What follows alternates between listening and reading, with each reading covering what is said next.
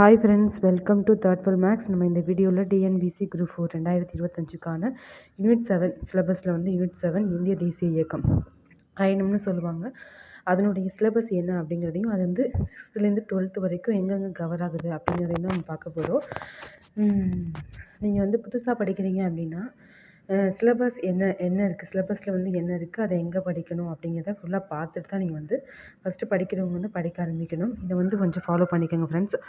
அப்புறம் வந்து நான் வந்து இப்போ இந்திய தேசிய இயக்கத்துக்குள்ளே வருவோம். ஃபஸ்ட்டு அந்த சிலபஸில் என்ன இருக்குது அப்படின்னு பார்த்தீங்கன்னா, தேசிய மறுமலர்ச்சி, ஆங்கிலேயர் ஆட்சிக்கு எதிராக தொடக்க கால எழுச்சிகள், இந்திய தேசிய காங்கிரஸ், தலைவர்கள் உருவாதல், பி.ஆர். அம்பேத்கர், பதங் சிங், பாரதியார், வ.உ. சிதம்பரனார், தந்தை பெரியார், ஜவஹர்லால் நேரு, ரவீந்திரநாத் தாகூர், காமராஜர், மகாத்மா காந்தி, மௌலானா அபுல் கலாம் ஆசாத், ராஜாஜி, சுபாஷ் சந்திரபோஸ், முத்துலட்சுமி அம்மையார், மூவாலூர் ராமாமிர்தம் மற்றும் பல தேச தலைவர்கள். ஓகேங்களா? ஃபர்ஸ்ட்டு கேட்டிங்கன்னா வந்து இதான் கொடுத்துருக்காங்க. செகண்டாக வந்து தமிழ்நாடு விடுதலை போராட்டத்தின் பல்வேறு நிலைகள் மற்றும் இயக்கங்கள். ஓகேங்களா? இதெல்லாம் வந்து நீங்கள் படிச்சிங்கன்னா இது எல்லாமே வந்து நான் சொல்கிற பாடங்களில் கவர் ஆகிடும்.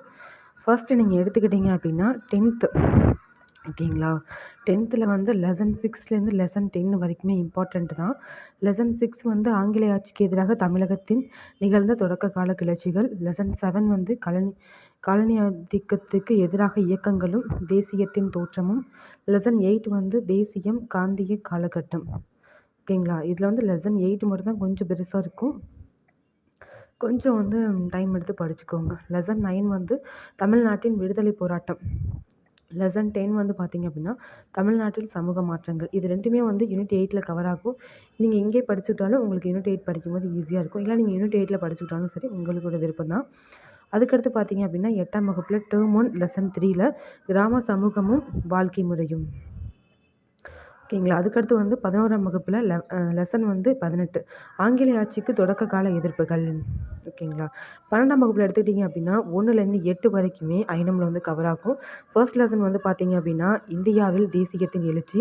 2வது லெசன் வந்து தீவிர தேசியவாதத்தின் எழுச்சியும் சுதேசி இயக்கமும். லெசன் 3 வந்து பார்த்திங்க அப்படின்னா இந்திய விடுதலை பொருள் முதல் உலகப் போரின் தாக்கம். இந்திய விடுதலை பொருள் முதல் உலகப் போரின் தாக்கம். லெசன் 4 வந்து பார்த்திங்க அப்படின்னா காந்தியடிகள் தேச தலைவராக உருவெடுத்து மக்களை ஒருங்கிணைத்தல். லெசன் 5 வந்து ஏகாதிபத்தியத்துக்கு எதிராக போராட்டங்களில் புரட்சிகர தேசியவாதத்தின் காலம். ஓகேங்களா? லெசன் 6 வந்து பார்த்திங்க அப்படின்னா தேசியவாத அரசியலில் வகுப்புவாதம்.